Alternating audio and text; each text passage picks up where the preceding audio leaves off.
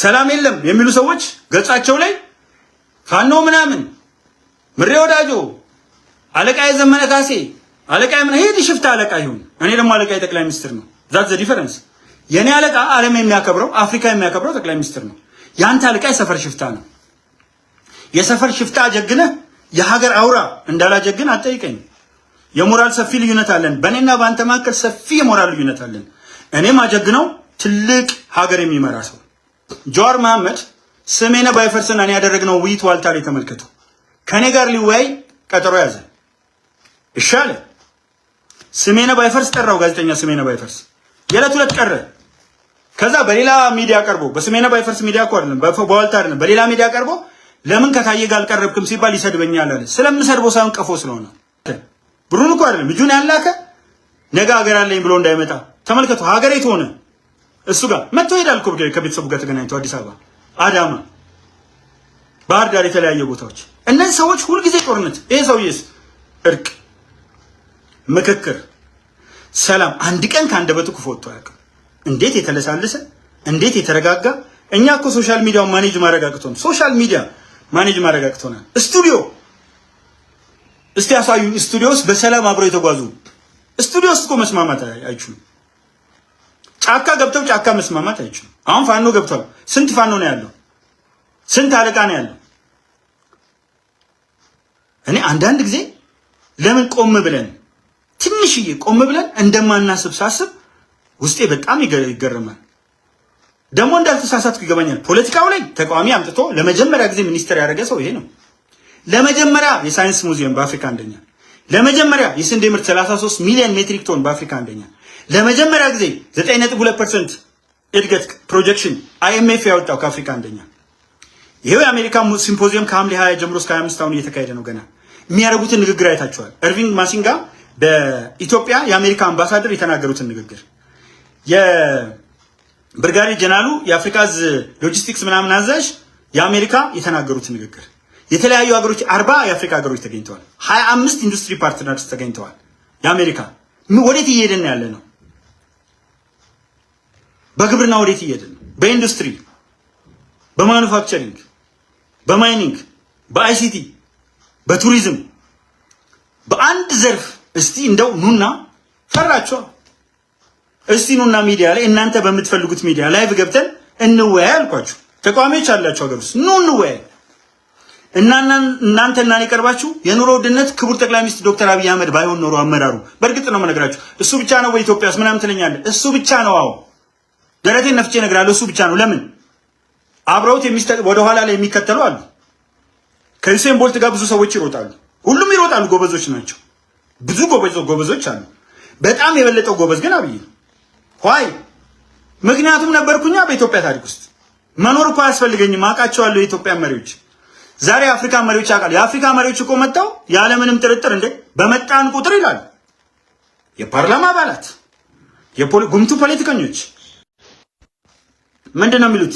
ሁሉም ዊዛውት ኤክሰፕሽን እቺ ሀገር በየቀኑ እየተለወጠች ነው፣ በሳምንት ስመጣ አዲስ ነገር ነው ማየው ነው የሚሉት። የኛ ምቀኞች ናቸው እንትን ያሉት። ስለዚህ አፍሪካም ያምንበታል እኮ አፍሪካም ይኮራበታል። መስክሯል። ለምንድነው እንደነሱ ማናድገው ብሎ እኮ ፓርላማዎች ጸብ ተነስተዋል። የተባበሩት መንግስታት ድርጅት ዋና ጸሐፊ እኮ 195 ሀገር ነው የሚመራው። በብርሃን ፍጥነት እያደገች ያለች ሀገር አንድ የተባበሩት መንግስታት ድርጅት ዋና ጸሐፊ በብርሃን ፍጥነት እያደገች ያለች ሀገር ብሎ አንድ ጫት እየቃመ የመረቀነ ውጪ ላይ የሚውል በጫት የሚተነትን ውጪ ላይ ያለ የምንተዋወቅ ሰዎች ክቡር ጠቅላይ ሚኒስትር ዶክተር አብይ አህመድን ሊያሙ ይፈልግ። ቤተሰብ መብራት የማይችል ሰው እኮ ነው። ቤተሰብ ማኔጅ ማድረግ የማይችል ሰው። ምክንያቱም ሶሻል ሚዲያ እና አግዳሚ የድር አግዳሚ እኩል ያስቀምጣሉ። የቀበሌ አግዳሚ እኩል ያስቀምጣል። ስለዚህ አንድ የሰላም ሎሬት ተሸላሚ ፒኤችዲ ያለው የንግግር ችሎታው የበቃ በክልል ፕሬዝዳንቶች የሚታመንበት፣ በሚኒስትሮች፣ በኮሚሽነሮች፣ በዳይሬክተሮች የሚታመንበት እስከታች ያለው ሰው ህዝቡ ለሱ እንደውም አንዳንዴ እኮ ምርጫውን ሲመርጥ ብልጽግናን ብቻ አይተው አይደለም ሐቋ አነጋገር ክቡር ጠቅላይ ሚኒስትር ዶክተር አብይ አህመድን ብሎ ነው። እኔም ራሴ ከውጭ ስመጣ በእርግጠኝነት ነው የምነግራችሁ አብሬ ነው የምኖረው። ስም አልጠቅስም እንጂ እኮ አብሬያቸው ነበርኩኝ። ዛሬ በተሰብስበው አንድ ላይ እንትን ከሚያካሂዱ ጋር አብሬ ነበርኩ። የማንስበት ምንም ነገር የለም። ከፈለጋችሁ ማስረጃ ሰጣችኋለሁ። እስቲ አሳዩኝ ከነሱ ውስጥ እንደኔ ዞሮ ዓለም ላይ የተናገረ እንደኔ ዞሮ ከነሱ ውስጥ ዩኒቨርሲቲዎች ውስጥ የአደባባይ ላይ ሜዳዎች ላይ አንድ ሰው ጥቀሱልኝ ከነሱ ውስጥ። እኔ እኮ ስቶክሆልም 3 ጊዜ ንግግር አድርጌያለሁ። ስዊድን ዋና ከተማ፣ በርሊን፣ ፍራንክፈርት፣ ኑረምበርግ፣ ፓሪስ፣ አምስተርዳም፣ ዋሽንግተን ዲሲ፣ ሜሪላንድ ሲልቨር ስፕሪንግ፣ አትላንታ ጆርጂያ፣ ሂውስተን ቴክሳስ፣ ሳንሆዜ ካሊፎርኒያ፣ ኒውዮርክ፣ ግራንድ ራፒድስ ሚሽጋን በጣም ማት መድረኮች ንግግር አድርጌያለሁ። ከማናቸውም ይልቅ ኢንፍሉዌንስ አድርጌያለሁ። ይሄ ድንጋይ አስወርውሬ ምናምን አይደለም። እንደዚህ አማከር ያለው ብዬ አይደለም። ፕራክቲካሊ የሚታይ ነገር ማት መድረኮች ላይ ደምቄያለሁ። ከድሬዳዋ እስከ ባህር ዳር፣ ከደንበጫ እስከ ነጌሌ ቦረና። ነገር ግን አብሬያቸው ነበርኩኝ። ስመጣ ምን ብዬ ነው የጻፍኩት? ክቡር ጠቅላይ ሚኒስትር ዶክተር አብይ አህመድን ተማምኜ ነው ያልኩበት ምክንያት በሙሉ ልቡ ኢትዮጵያ ላይ ቆመ ነው። ሌሎች አሉ፣ ያው እነ ክቡር አምባሳደር ሬድዋን ሁሴን አሉ፣ እነ ክቡር ፊልድ ማርሻል ብርሃኑ ጁላ አሉ፣ ብዙ መጠቅሳቸዋለሁ። አንድ እግራቸውን ከተማ ውስጥ አንድ እግራቸውን ጫካ ውስጥ የከተቱ ሰዎች ደግሞ አሉ።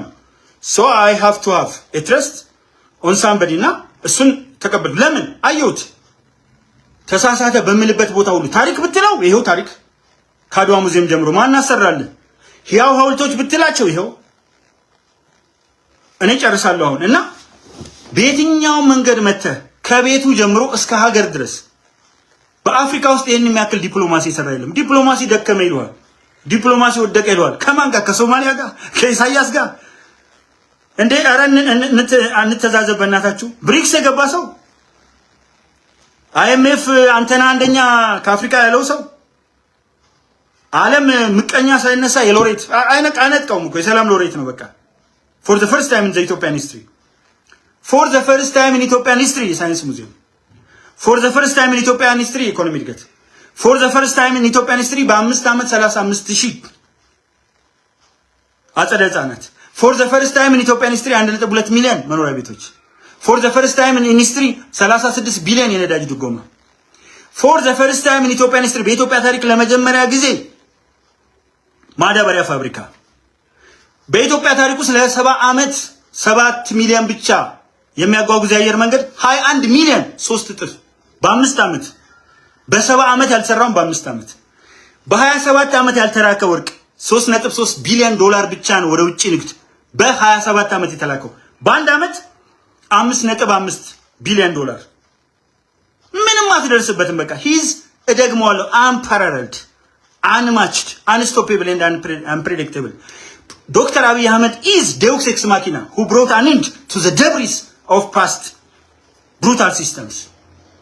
He alleviates important social, economic, cultural and like problems.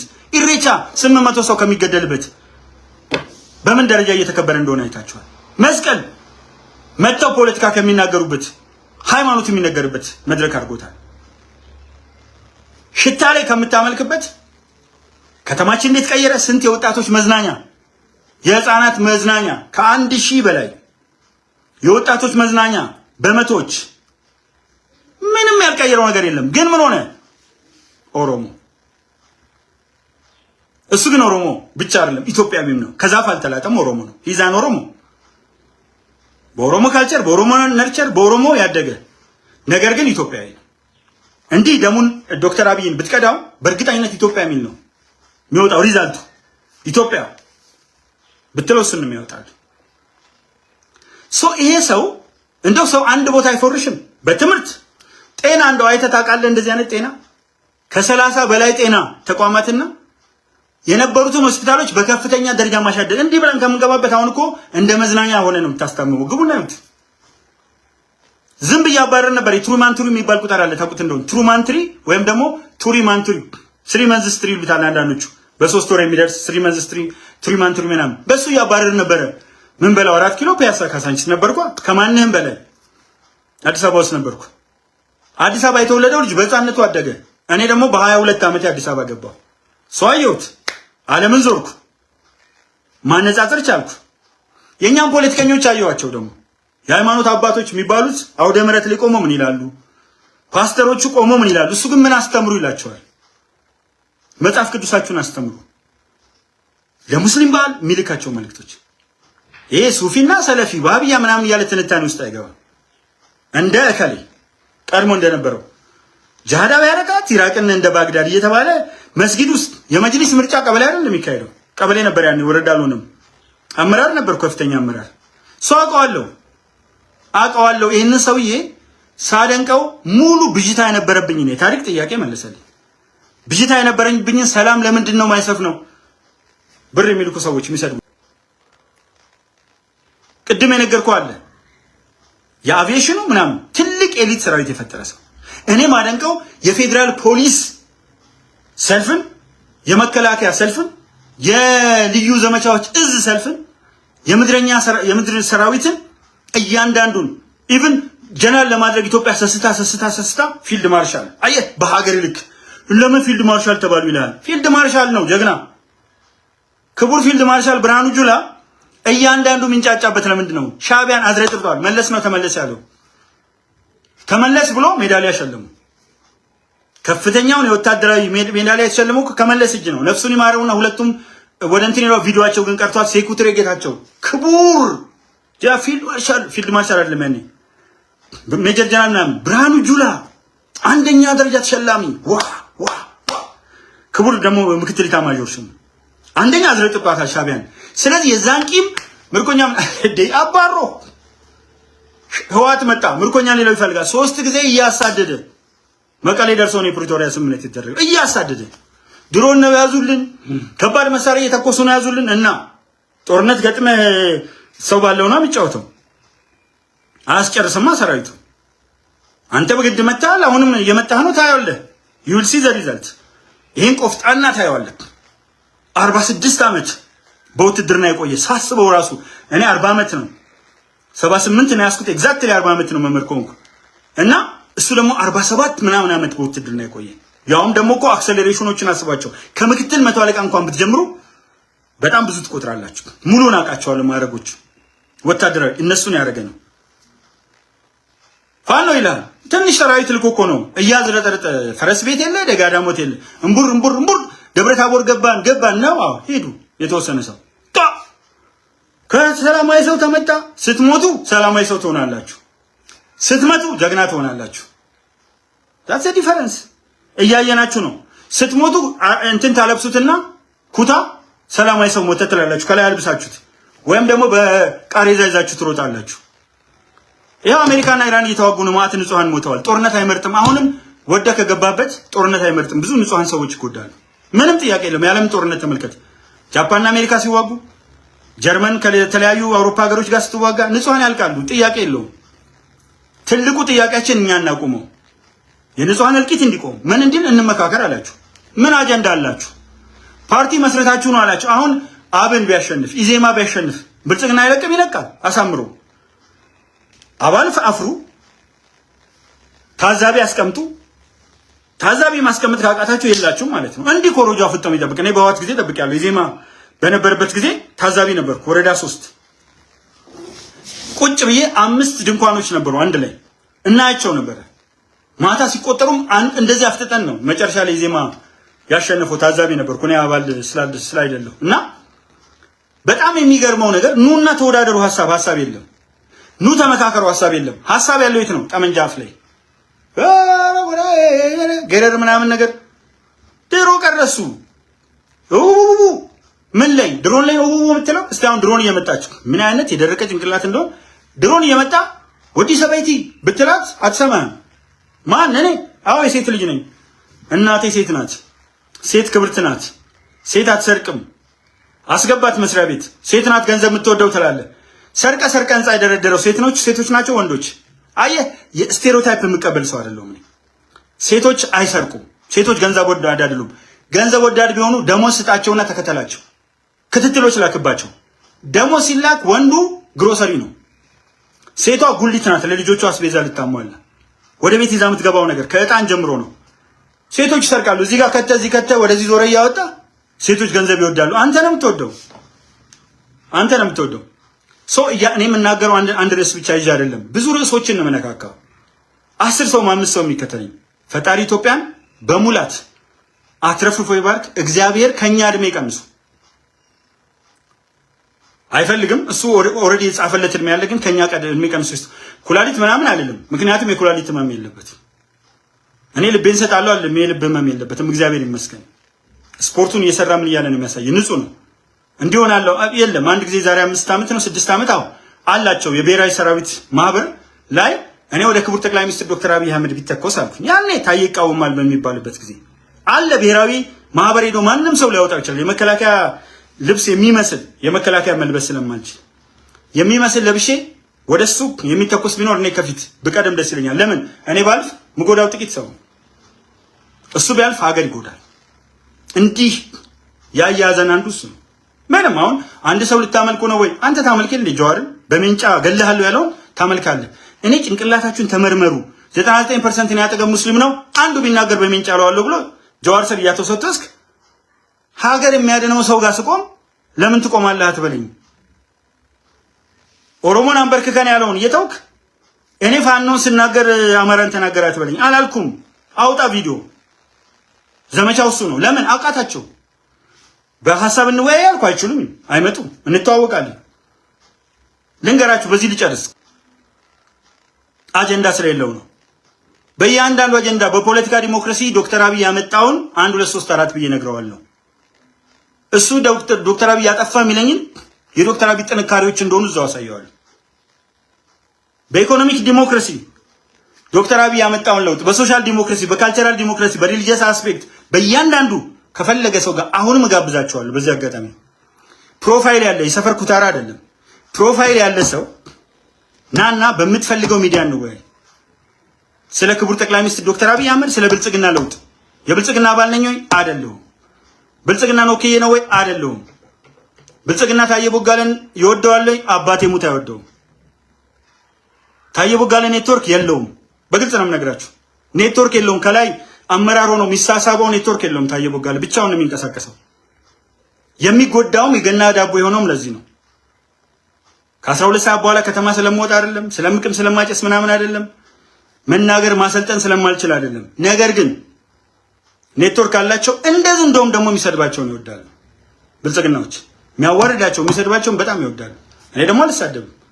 አሪፍ ነገር እየሰሩ የሚሰድባቸውን ስለሚለማመጡ እንትን አለም። ከነማን ጋር ነበርኩ? አሁን ከነበሩ ሰዎች ጋር አልሰድባቸውም። እስኪናኩኝ ለምን ደግሞ አልሰድባቸውም? እኔ ለአንድ ቀን አብሮ መብላት ቃል ኪዳን ነበርኩ። አሁን ከነጀዋር ጋር ከቀረበ አንድ ወንድም ጋር አብረን ነበርን። ጎን ለጎን ተከራይተን አንድ ላይ ማዕከላችን ማንም ሰው ሳይኖር አብረን ነበር። ግን አልነካውም። ለምን? ለኔ አብሮ መብላት ቃል ኪዳን ነው። አሁን ለምሳሌ ክቡር በቀለ ገርባ አሉ። አይ ሀገር አትቀድምም ወይ ምናምን ይላል። ሀገር ከክቡር በቀለ ገርባ ጋር ከመሰዳደብ አይደለም። አሜሪካ ውስጥ በደንብ በስርዓት ከቀረቡኝ ሰዎች አንዱ ክቡር በቀለ ገርባ ናቸው። ስናገራችሁ ሰምታችሁ ታውቃላችሁ? አልናገረውም። ሳደንቀው ግን ሰምታችሁ ታውቃላችሁ። መብላት ቃል ኪዳን ነው።